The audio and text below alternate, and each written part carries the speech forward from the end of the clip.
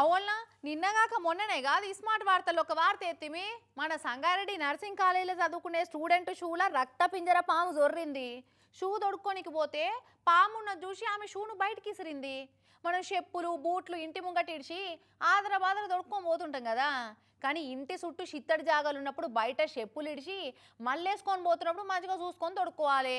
దులిపినా మంచిదే, లేదంటే సావు కూడా చెప్పులనే ఉండొచ్చు మరి. ఏం దారుణం ఇది.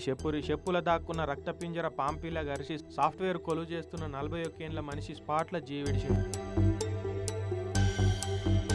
బెంగళూరులో ఉన్న బన్నేర్గట్ట కాడ అయింది కథ. ప్రకాష్ అనేటైన టీసీఎస్ కంపెనీల సాఫ్ట్వేర్ ఇంజనీర్ కొలువు చేస్తున్నాడట. ఇక పని మీద బయటకు పోదామని ఇంటి ముంగట ఇడిచిన చెప్పులు వేసుకున్నాడు.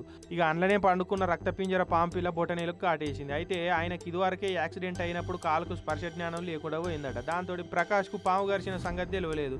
ఆయనకి ఏం కూర్చున్నట్టు కూడా అనిపించలేదు. చెప్పుల పామును పెట్టుకునే బయటకు పని మీద పోయొచ్చిండు. ఈ లోపల అది ఎన్ని కాట్లు పెట్టిందో ఏందో 45 నిమిషాలు ఆ చెప్పులనే ఉన్నదట. ఇక ఇంటికి వచ్చినాక ఇంట్లో పనిచేసి ఆయన చూసి సార్ చెప్పుల పాము ఉన్నదని ఇంటి వాళ్ళకి చెప్దామని పోయే వరకు అప్పటికే ప్రకాష్ నోట్లోకి వెళ్ళి నురుగలు కక్కుంటా ఇంట్లోనే కూలబడ్డాడు. చుట్టుముట్టోళ్ళు జామ్ అయి దవాఖాన కేసుకపోతుంటే నడుము ఇట్లనే జీవిడిచిండట పాపం. చెప్పులలో ఏముంటాయని లైట్ తీసుకుంటాం కానీ చూడురి, ఒక కుటుంబానికి ఇప్పుడు దిక్కు లేకుండా అయిపోయింది.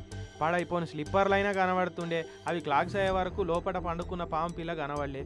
ఇంత ఘోరం అయిపోయింది. చిత్తడి జాగాలలో ఉండేటోళ్ళు ఈ వార్త చూసినా జర చెప్పులు బూట్లు వేసుకునేటప్పుడు దులుపుకొని వేసుకోరి.